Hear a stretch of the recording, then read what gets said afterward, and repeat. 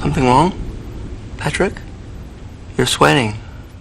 Fluid Hindi में बोले तो तरल पदार्थ। ड्यून मूवी के वर्ड की दूसरी सबसे प्रेशियस थिंग स्पाइस के बाद फ्लूइड चाहे किसी भी फॉर्म में हो, चाहे वो सलाइवा हो, टीयर हो, ब्लड हो या स्वेट हो, ये सारे ह्यूमन फ्लूइड्स ड्यून मूवी और उसके नोवेल के एक कोर एलिमेंट में से एक है। और जब मैं ड्यून बोल रहा हूँ तो मैं दोनों पार्ट्स को कंसीडर कर रहा हूँ। जहाँ हमारे रियल वर्ल्ड में किसी के थूकने को एक डिसरिस्पेक्ट जेस्चर के रूप में देखा जाता है, वहीं ड्यून के वर्ल्ड में थूकने को एक सैल्यूटेशन के जेस्चर के रूप में देखा जाता है। और ऐसा हमें फ्रेमेंस को करते हुए दिखाया गया है। जहाँ नोवेल में प्लेनेट एराकिस में हर इंसान अपने स्वेट को रिसाइकल करके अपने आप को उस डेंजरस प्लेनेट में सर्वाइव रखता है, वहीं मूवी के एडेप्टेशन में हमें ये प्रोसेस काफी कम देखने को मिलता है, मतलब काफी इनकंसिस्टेंसी के साथ, बिल्कुल मेरी वीडियोस की तरह। और इनकंसिस्टेंट स्वेटिंग कोई एक्सीडेंट नहीं था मूवी में, ये डायरेक्टर की इंटेंशनल चॉइस थी कि उसे अपनी मूवी में किस कैरेक्टर पर और किस सिचुएशन पे स्वेटिंग दिखानी है। और स्वेट ड्यून मूवी में एक इंपॉर्टेंट रोल प्ले करता है। तो देखते हैं आखिर ड्यून मूवी में इतना कम स्वेट क्यों यूज हुआ है, इतनी गर्मी होने के बावजूद भी। स्वेट कोई ब्लड की तरह नहीं है। जिस तरह ब्लड अपना एक इमोशनल एक्सिस्टेंस रखता है, जिस तरह हम लोग ब्लड को देखकर डर जाते हैं, खौफ में आ जाते हैं, चाहे वो रियल लाइफ में हो या रियल लाइफ में हो, उस तरह का इमोशनल वेट स्वेट नहीं रखता। क्योंकि ब्लड सिग्निफाई करता है किसी की डेथ को,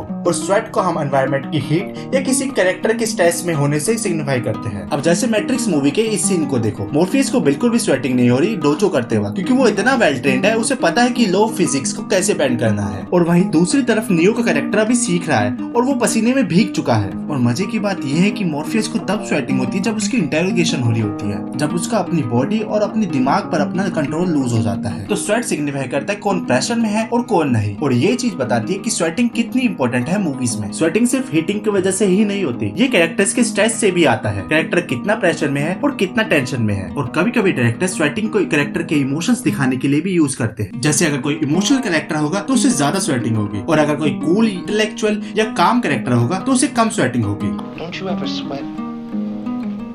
No, I don't. आप और हम चाहे कभी ये नोटिस करे या ना करें, बट हमारा ब्रेन इजीली स्ट्रेस को स्वेट से एसोसिएट कर लेता है। अब ड्यून मूवी पर आते हैं। इसमें कई कैरेक्टर्स को धूप फील होती है और उन्हें स्वेटिंग भी फील होती है, बट ये सभी कैरेक्टर्स के साथ नहीं होता, और अगर होता भी है तो काफी इनकंसिस्टेंटली होता है। अब इस सीन को ही देखो, एक कैरेक्टर को एक्सट्रीम स्वेटिंग हो रही है, बट पॉल की फेस पर एक कतरा तक नहीं है पसीने का। और जहाँ तक मेरी समझ है, डायरेक्टर ने पॉल अट्रेइडिस के कैरेक्टर को काम रोल और इस टॉक्सिक क्लाइमेट को अडेप्ट करने की एबिलिटी के पर्पज से ही दिखाया होगा। और डायरेक्टर ने एलीट और लेबर क्लास को डिफाइन करने के लिए भी ऐसा किया होगा। डायरेक्टर क्लास डिवाइड पर ऑडियंस का अटेंशन ग्रैब करना चाह रहा होगा, like which group of people are elite class और which group of people are labour class, कि कौन सफर कर रहा है और कौन सफर नहीं कर रहा है। और पॉल के कैरेक्टर को तब स्वेटिंग होती है जब वो मेंटली एंग्विश फील करता है पेन टेस्ट वाले सीन के टाइम, और जब उसे हेलुसिनेशन आते हैं तब उसे स्वेटिंग भी होती है और उसे आंसू भी आने लगते हैं। तो ड्यून मूवी में डायरेक्टर ने सिर्फ सेलेक्टिव एक्सट्रीम मोमेंट पर ही कैरेक्टर्स को स्वेटी दिखाया है, और यहाँ तक कि हमारे सुपर हीरोज तक को भी स्वेटिंग होती है। थोर, सुपरमैन जैसे गॉड बीइंग लाइक एंटिटी को भी स्वेटिंग होती है,